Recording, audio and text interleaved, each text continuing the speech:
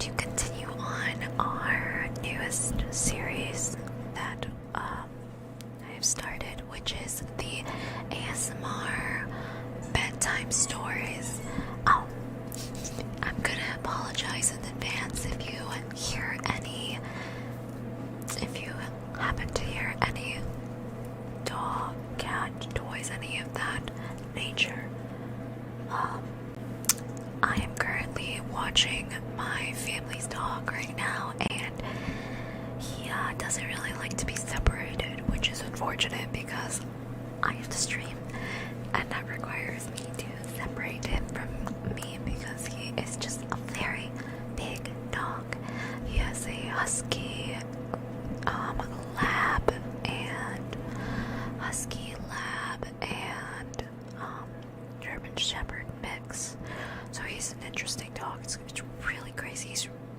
He listens less than half of the time, but he's only 5 months, 6 months old, so but I'll cut him some slack for now. Emphasis on the for now. But yeah. Also, I want to, before I continue on with the video and I continue to digress because I tend to do that, I want to give a little shout out to one of our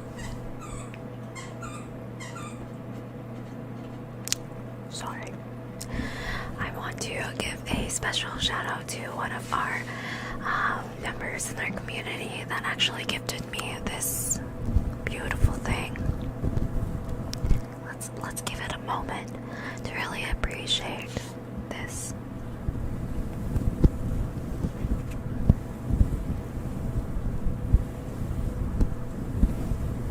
Yeah, it's nice. I know.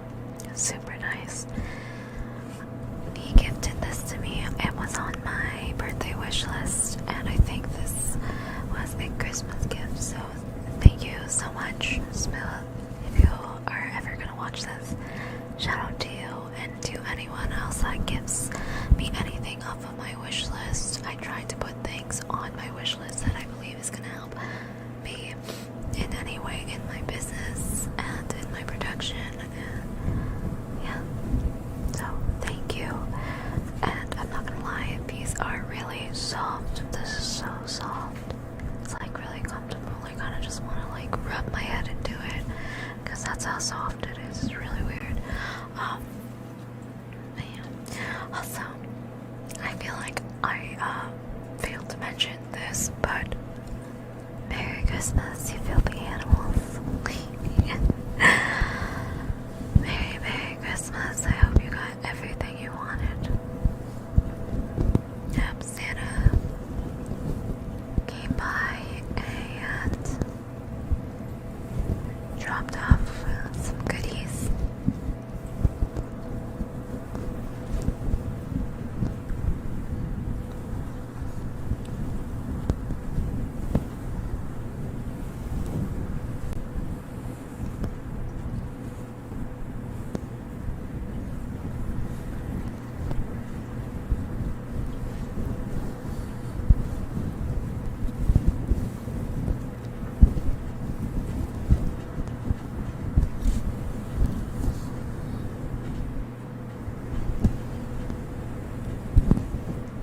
Don't worry.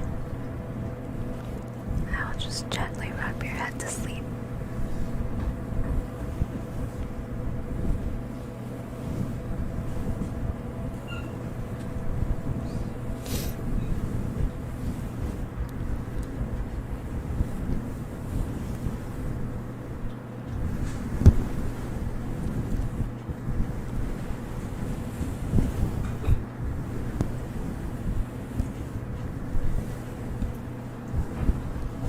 Do you enjoy getting your head back? Or your head scratched? Or am I the only one? There's something about it. I don't know what it is.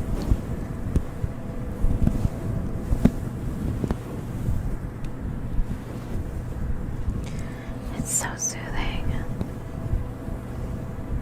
I need the sound of your hair being brushed and their fingers just running through your head. There's something so calming about it. Yeah, it's something so intimate. I don't know what it is, but it's just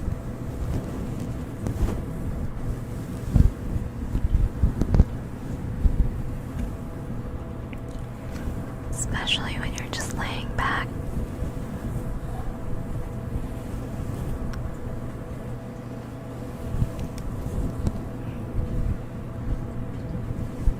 Yeah, that sound is my PC going off. Unfortunately, it is just too loud.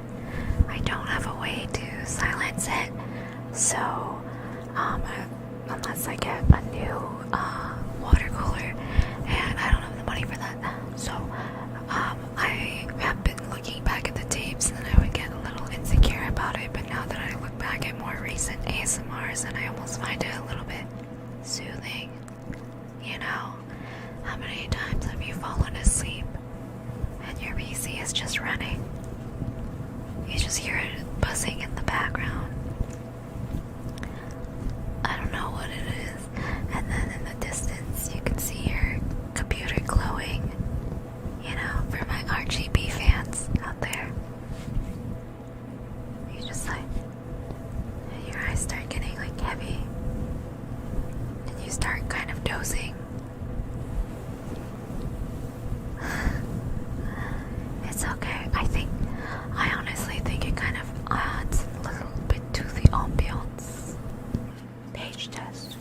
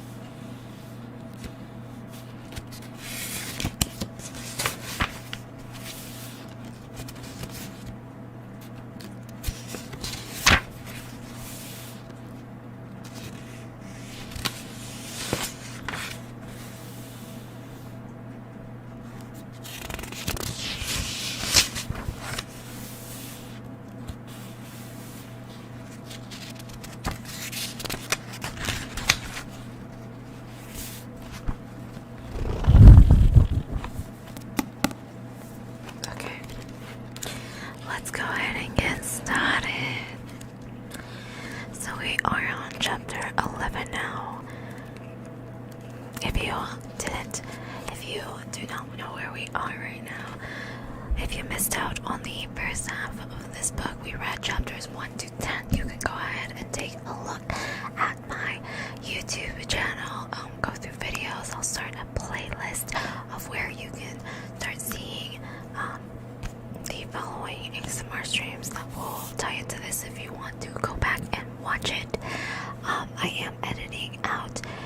The live streams are up and available if you would like to take that, if you would like to hear the added commentary as I go and read the book. chat at the same time. But if you are just interested in hearing the book and some of my like very small commentary, go ahead and check out the YouTube videos. I have that there, and I took the time to edit it just for you. So you're very welcome. Enjoy. If you're interested in discussing the book live on stream, come to my streams. I'll be streaming. I stream every Monday at 7 p.m. PST. So come through. I do only stream for about an hour to an hour and a half at the moment. So very short. Very short for now. But they will extend as time goes. Here we go. Chapter 11. Are you excited? Adrian asks. I fake the biggest smile I can manage. More than you know. It's Saturday. We're in an elegant restaurant in London, and I'm the first to arrive. I hand Adrian the paperwork, and he smiles. Checks that every dotted line has been signed, then passes it to Lauren. When you're a kid, London is a place where all the best surprises are, like Hamleys and musicals and museums. But now, alone, it reminds me I'm not the kid anymore. I didn't sleep last night, worrying about who the other stars are and if their hooks are better than mine. Lauren taps on her iPad while Adrian does a terrible job trying to keep me calm. You're probably really stoked to meet the others, he says. And I wonder where he gets these words from. I guess, I say, even though I'm shitting myself because this is not exactly my comfort zone. But then, neither is having my life steamed online, so I suppose I should just get used to feeling permanently anxious on top of everything else. I think it's great what you're doing, he says. Trying to find him when no one else could.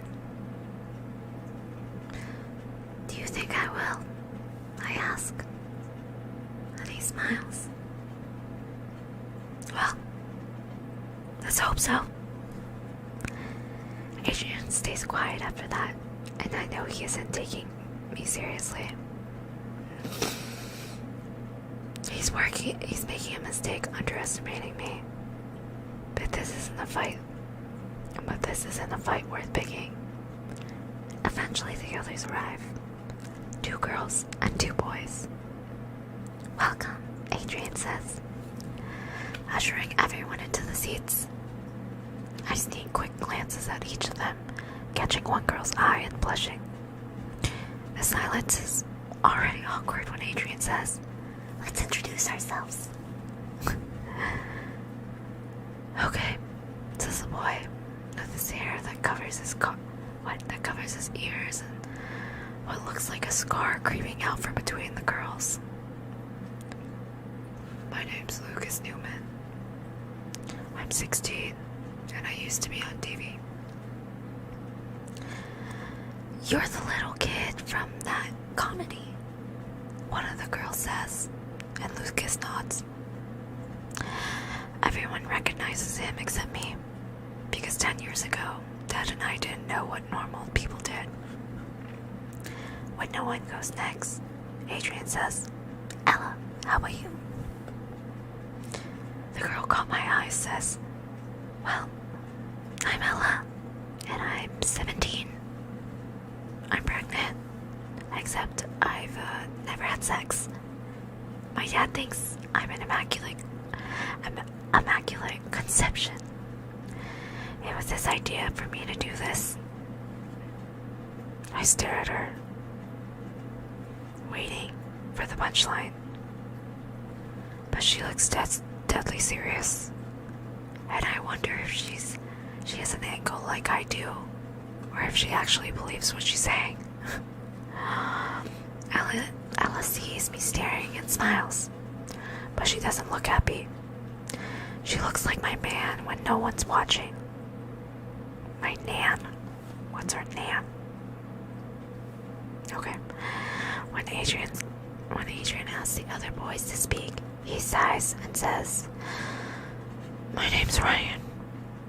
I'm 19, and my brother did something terrible." We all look at each other, now connected by our curiosity, until Ryan says, "He was one of the men who went into the museum. He shot everyone, then blew himself up." I remember that day. The breaking news, the hashtags, but it surprises me when Ryan says it was 3 years ago.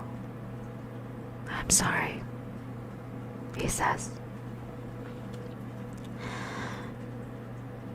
And Ella reaches out to touch his hand, but he pulls it away.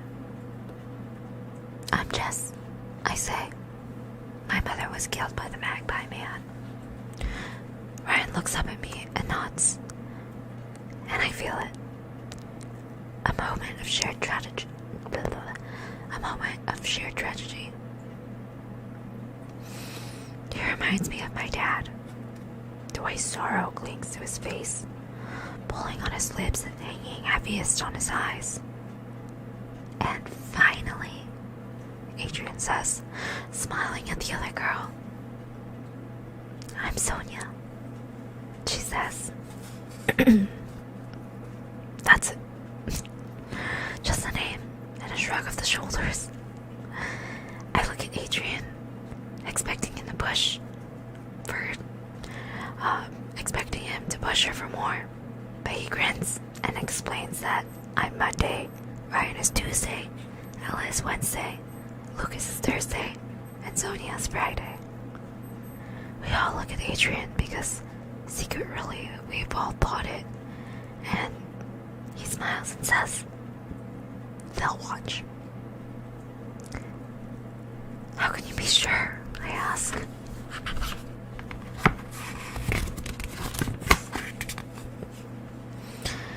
He says, "Wouldn't you?" I guess he's right. I suppose to start with, everyone will try it, and it's up to us to keep things interesting. I've watched enough vloggers and reality shows to know that interesting means different things to different people. We watch hours of strangers doing nothing, talking shit, breaking up, making up, conversations we've all had with somehow that are somehow so much better when someone else is having them. Sippy sip.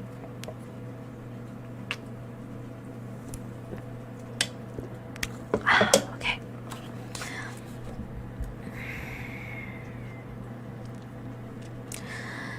People will have their favorites, Adrian says. "Just be yourselves. That's why we picked you." And then, calm as you like, he pulls out the twist. "We haven't been completely honest with you," he says. "And I'm terrified that this is all a joke, and that there's no show, and more importantly, no chance for justice. Or maybe it's already started. Maybe we're being filmed, and this is some sort of challenge. There will be 5 shows, initially, but only one of them will be continuing on." We look at one another, realizing for the first time that we're in a competition. Lucas probably thinks that he has an advantage because he used to be famous, but who remembers what was on TV years ago? And then there's something about Sonia I don't trust, because the rest of us have stories, and why would they pick her if she doesn't? "How long do we have?" Ryan asks. "A month, as promised," Adrian replies. "But the 3-month run is not guaranteed. Just because your viewing figures are high, they have to be the highest." I thought I would get the extension, no problem. But if it's only reserved for one of us, I don't have any time to waste.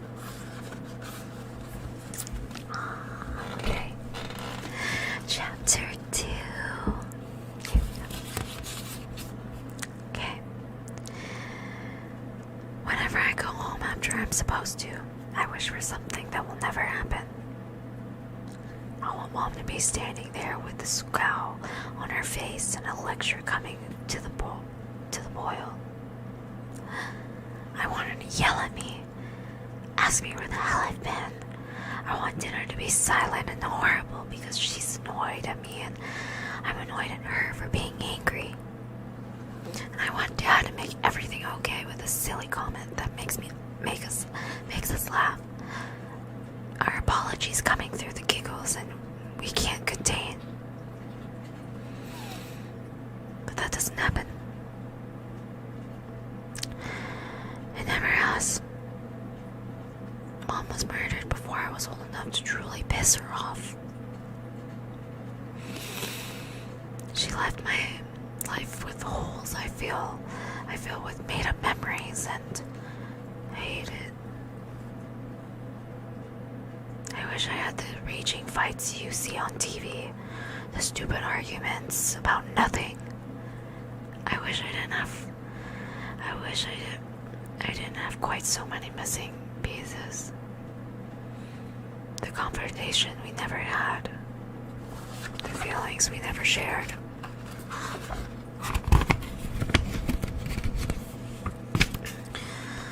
What hurts most is her absence. The complete lack of her touch and her voice and her smell. That's what they don't tell you when you lose someone. That they're gone in more ways than you can count. I got home from the meeting with the others and go straight upstairs to my room, where I've been writing the script for my first episode. I know it's supposed to be spontaneous, but I can't risk that. There's a plan, and I need to stick to it. Which means saying certain things early on to set it in motion. The quicker I go viral, the sooner people are talking about me, the better chance we have of finding of him. How will the others prepare? Will they change their plans now that Adrian has pitted us against one another? Ryan and Elamite. Lucas probably thinks he doesn't have to. And I have no idea about Sonia. When Dad knocks on the door, I jump. He mumbles an apology and says, "How was your day?" He was trying to care even though he hates when I'm doing this. Okay, I say. I could give him more. I can tell him about the others, about the competition, about the food we ate at the restaurant, and about how we didn't pay a penny. But I stick with okay. Because I need to focus, and he turns to leave. I say, "Dad." He smiles his broken smile, and I say, "Thanks for saying yes."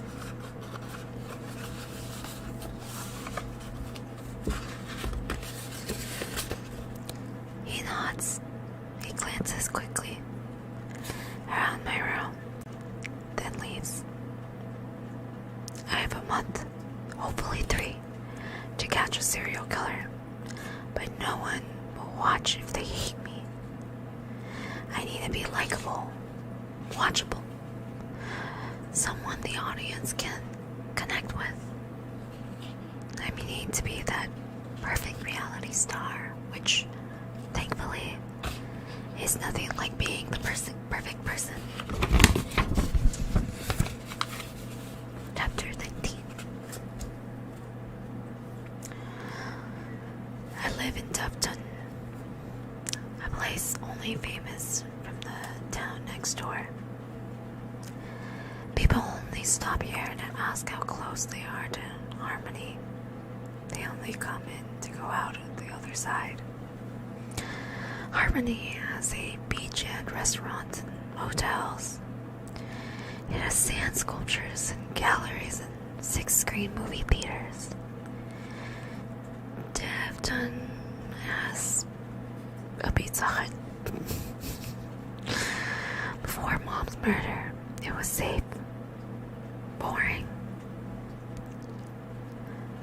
unnewsworthy. The day before she died, a man committed suicide in the cemetery. All the town's tragedy wrapped up in a single week, and in the years since then, it has gone back in its old routine. I go to school at St. Anthony's. He's the patron saint of lost things, which is kind of appropriate. I have friends, even if it sounds like I've spent the last 10 years moping in my room. I've known Hannah and Emily since 6th grade, and no matter who else has come and gone, we've always stuck together. They're my second attempt at BFFs. My first, Bernie and Aisha, fell away from me in the aftermath of Mom's murder. In the middle of my grief, when it's raw for most people to handle, they disappear, slowly stepping back until you turn around, and one day, they're gone.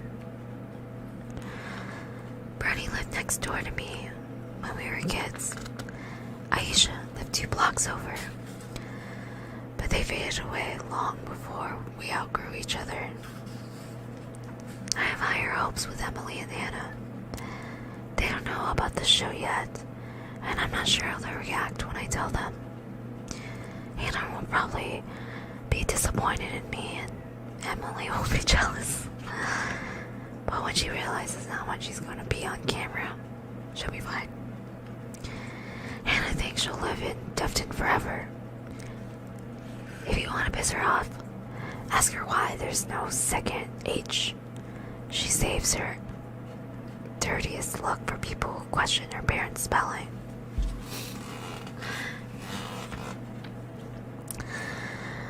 They own the ice cream parlor in Harmony, running it with a mixture of passion and exasperation. They own the ice cream parlor in Harmony, running it with a mixture of passion and exasperation.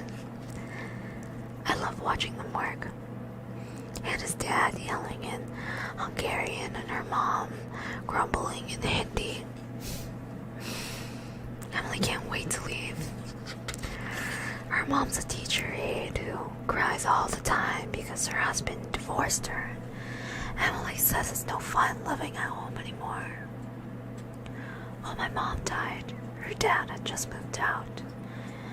But the way her mom looks, and you would think it was the other way around. There are things you never say to a grieving person. There are things you never say to a grieving person.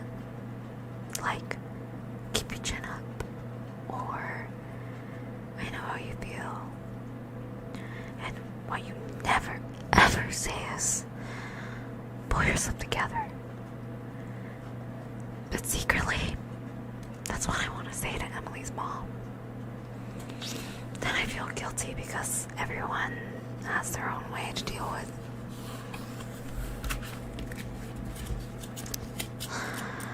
They are going to be my co-stars, my 2 best friends. And their parents will be extras if they want to be. I haven't asked them yet. I haven't asked anyone. I might be surrounded by blurry faces. But knowing how desperate people are to be famous these days, I doubt it. Chapter 14. Can you explain this? Mr. Bradley asks, holding out a letter she's waving too quickly for me to read. I shrug, and she hands it to me, and I see it's from the production company requesting permission to film every Monday for up to 3 months. I start reading, but she snatches it back before I'm halfway through and says,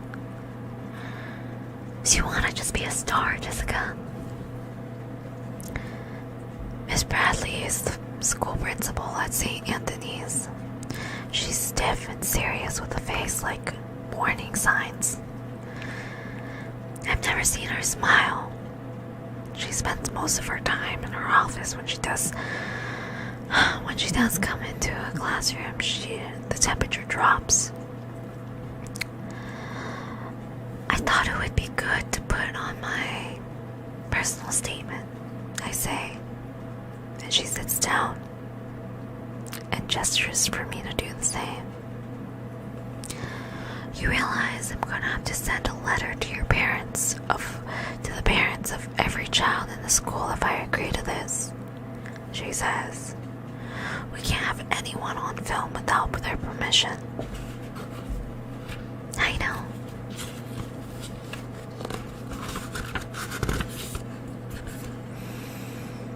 What does your father think? He's cool with it. I'd like to meet him, Miss Bradley says. Why are you doing this, Jessica? She has the power to stop this before it's even started. And I'm annoyed at myself for not realizing it earlier, for not trying to sweet talk her. You know about my mom, I say, and she nods. She always wanted to be famous. This is a lie. Everything I'm about to say. She dreamed of being an actress, but when I came along, well, she put it off, and then never underestimate the power of a pause. Miss Bradley sighs, and I see the sympathy that used to follow me everywhere. Her nods now sincere, her lips pushed into an understanding half smile. I'm not talented in any way, I say. I don't do drama, I can't sing, but I can do this.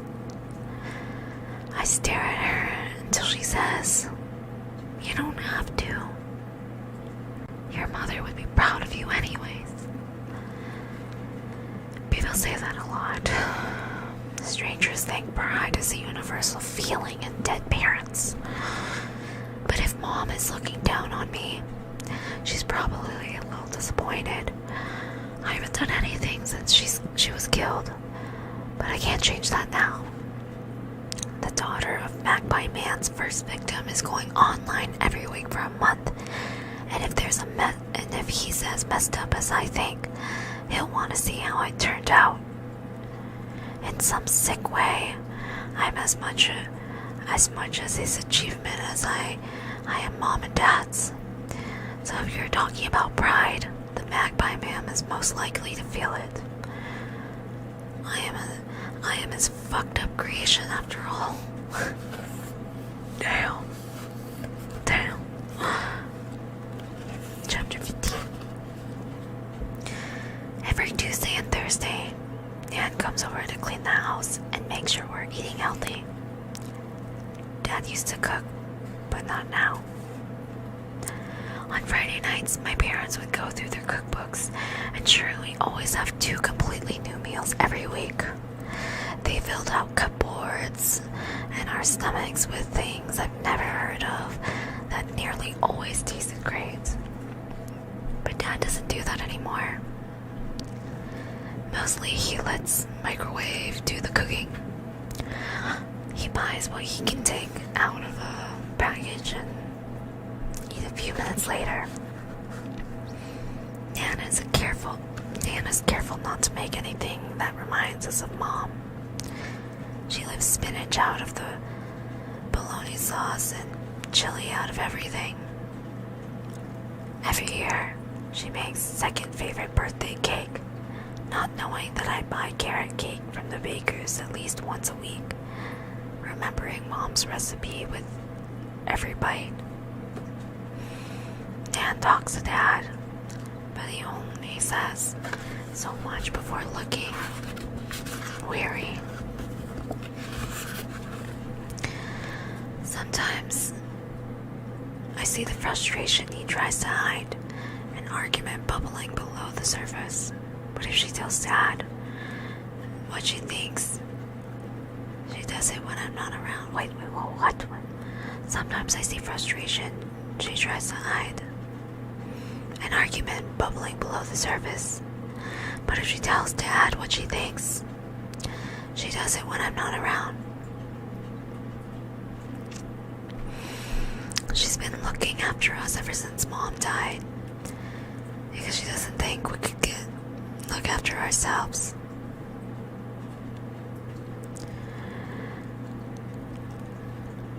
And whenever Dad thinks, I like it, because it means there's someone else in the house.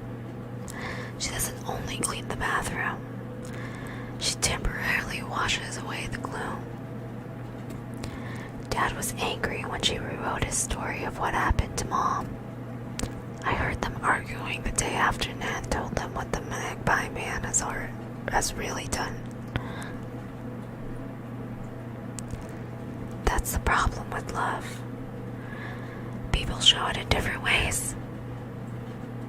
Dad protected me with lies, while Nan thought truth was the best medicine.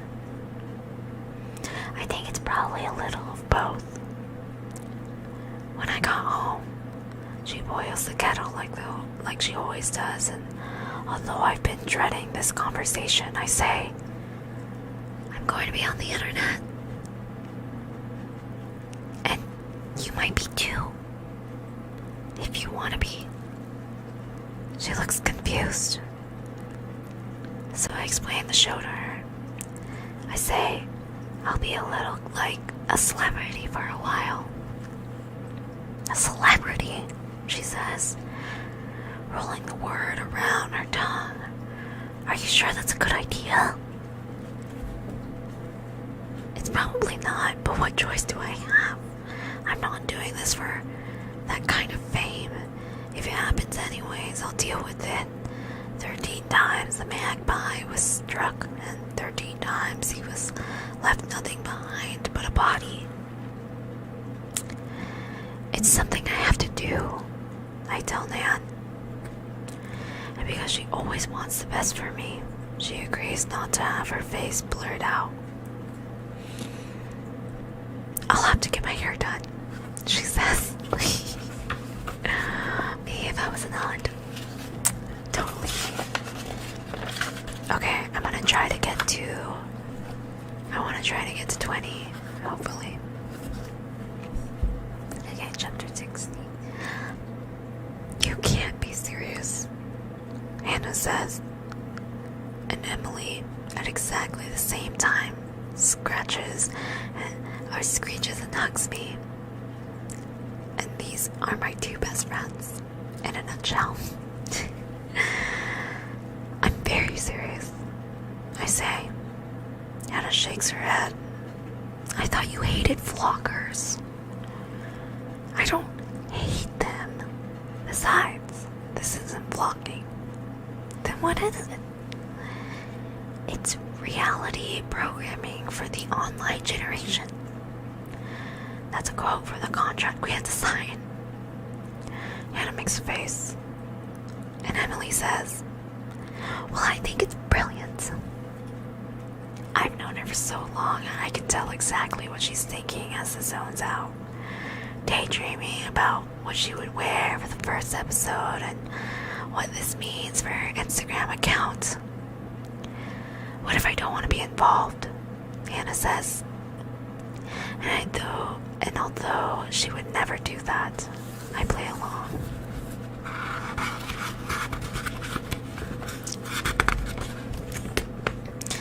Then you'll be a blurry face. But I care what you think. She laughs, losing the disappointment parent act. What did your dad say? She says. He didn't say no. Well, he did, but I convinced him. Miss Bradley said yes, after a little bit of emotional blackmail. Emily touches her hair, and I see the cogs wearing out. She figures out if it needs cutting before the big day. Why are you doing this? Hannah asks. So I tell them everything.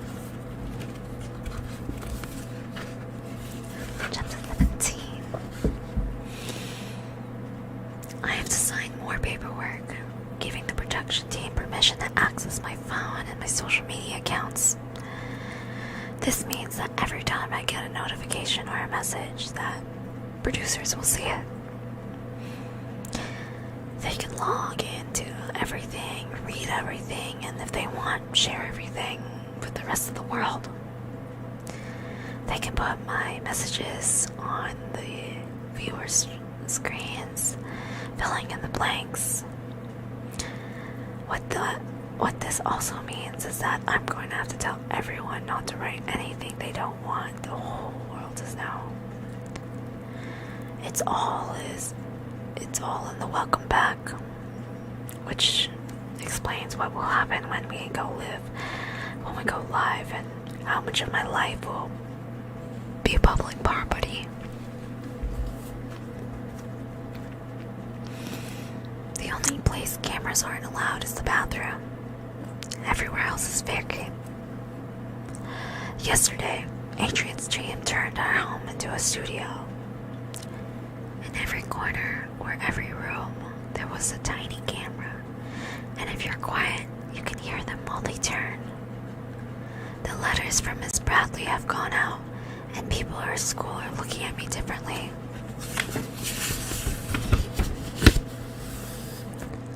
They're jealous, Emily says. Some of them, says Hannah. She still isn't completely on board, but she understands why I'm doing this. And when your mom was murdered, people tend not to argue. Sometimes I catch her looking at me like she's trying to figure something out. Like she knows this is out of character and is worried about my well-being. I'm used to those looks. Although, it's been a while since I saw one. I'm not outgoing. I don't crave attention like some people at school. The ones who create drama as their bread and butter. Maybe I would have if Mom was still around. Maybe I would have grown into a completely different person. Now I'm forcing myself to be someone else to get my story across. Eventually, when your mother was murdered, people stop shouting for you, and you have to shout for yourself. Emily shows me her signed permission slip and says, "Tell them they can only film my good side." And I'm not entirely sure if she's joking. 2 weeks from now, I'll be followed by a camera crew, and the weirdness of that is starting to sink in. My mom took some convincing, Emily says.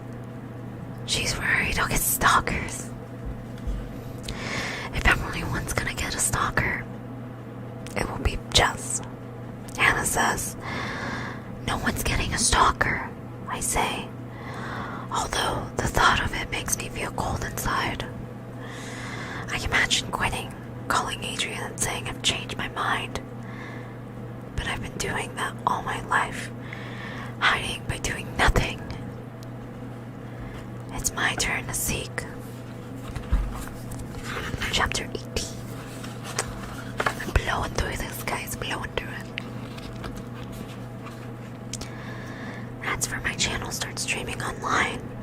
By the end of the week, my Instagram follower account has gone through the roof.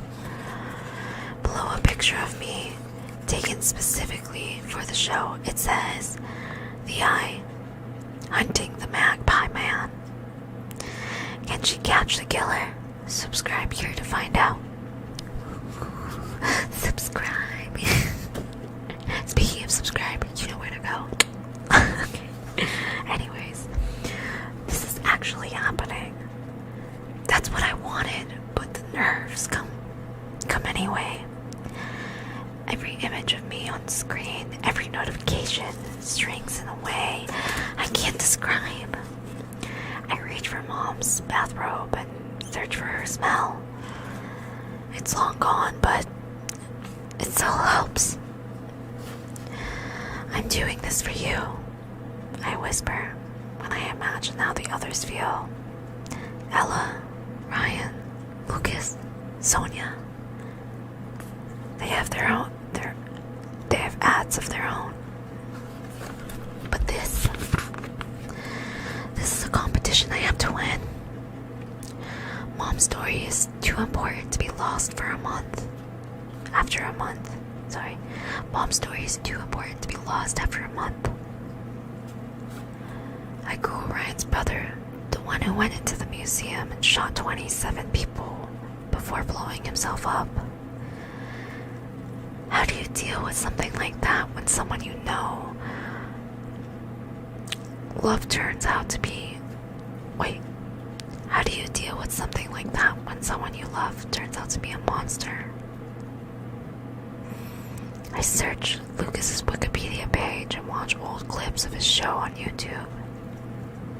He looks like every other little kid on TV, and I wonder how much money has he made, and if once you have a taste of celebrity, you hate the taste of everything else. Then I Facebook stalk Ella. Then there's no sign of a boyfriend, and I wonder which part of it is a lie.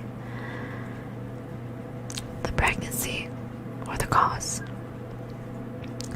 And finally, I search for Sonia and can't find anything anywhere. She doesn't have any social media accounts, and she is nowhere on Google. I wonder why they chose her. Number 19. The night before we go live, there's a rehearsal, which seems strange to me. Because isn't this supposed to be spontaneous? But the director, Danny, who I've never met before, says, "We want your introduction to be perfect. We don't want anything going wrong in the very first scene." He's older than me, but he still looks too young to be doing this. When I catch his eye, he stares a little too long, and I feel a blush rise in my stomach and crawl up to my neck. Everything about him is neat and tiny. His hair, his clothes, his attitude. While my panic is growing by the second, Danny radiates calm, and I can already see why they hired him. He's not impressed by me. He doesn't treat me like a star. He sees me as something to move around a scene. "What do you wear to bed?" Danny says, or Danny asks. "I'm sorry."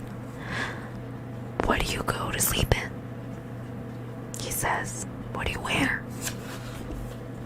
For a second, I think about telling him where to go, but then I realize that for the next month, nothing is private. He isn't being creepy. He isn't coming on to me. He's doing his job. I pull my pajamas from under my pillow and hold them out to him, wishing they were clean and matching. "Cool. Put them on." He sees my face and says, "We need to replicate your wake-up experience." After I've changed in the bathroom, Danny says, "Okay, pretend it's the morning." I climb into bed, and he asks, "What side do you wake up on?" "I don't know." He makes a face. "What side do you fall asleep on?" "My right," I say. Danny nods. "We'll go with that. Lie on your right side and close your eyes. And... action." Danny clears his throat. Then again. And I guess he's trying to tell me something. So I do what I think I do when I wake up. And when I open my eyes, I see Michael, the cameraman, across the room. But I don't do anything. Danny waves his hands and mouths, "Go." But I just lie there until he says, "Cut."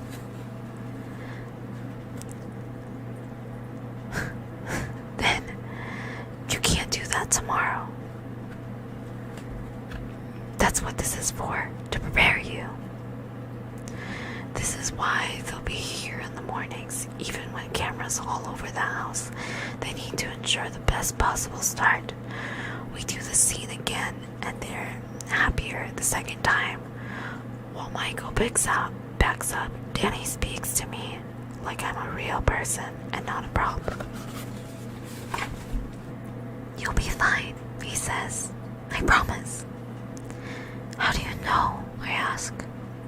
He smiles and says, I'd be more worried if you were taking this in stride.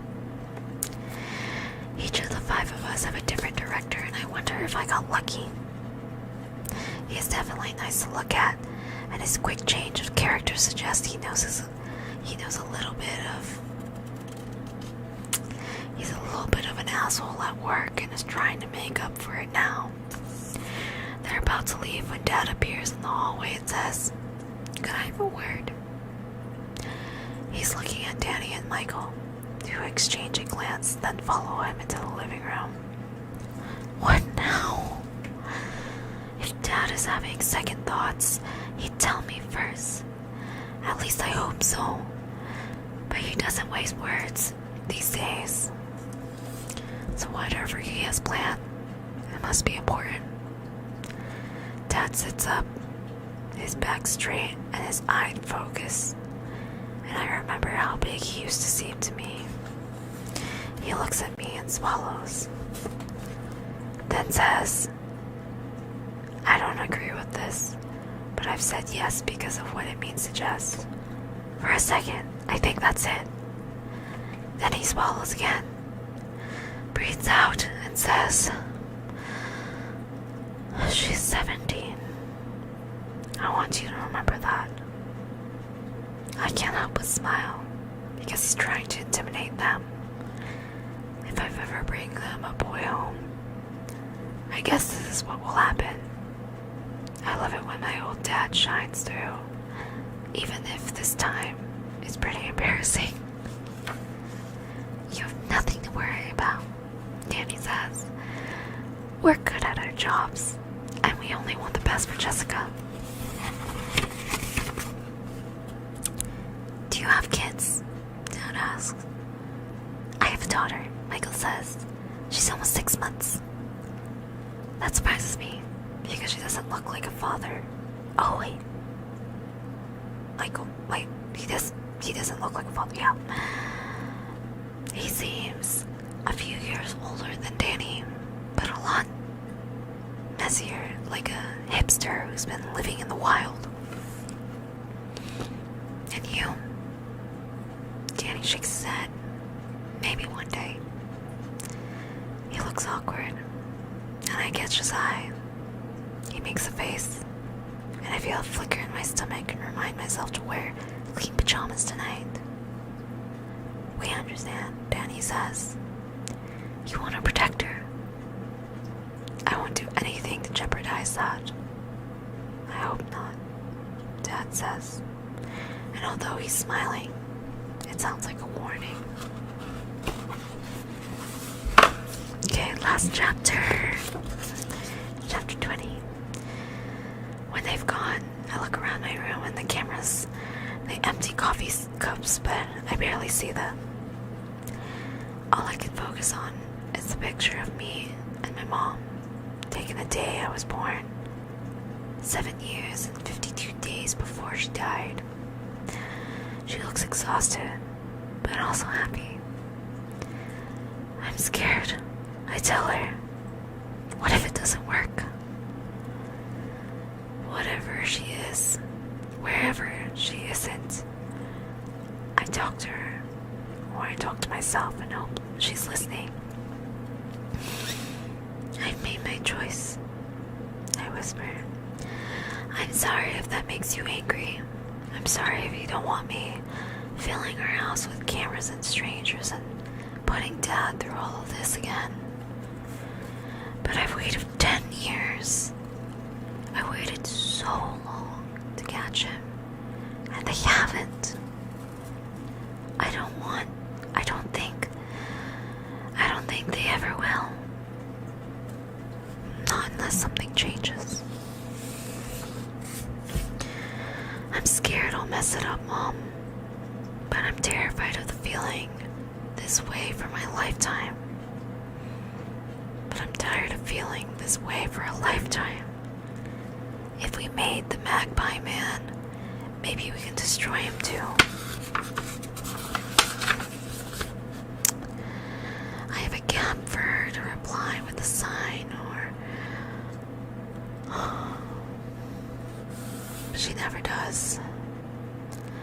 She only smiles from the picture by the bed, and then she will... Wait, this is a weird sentence.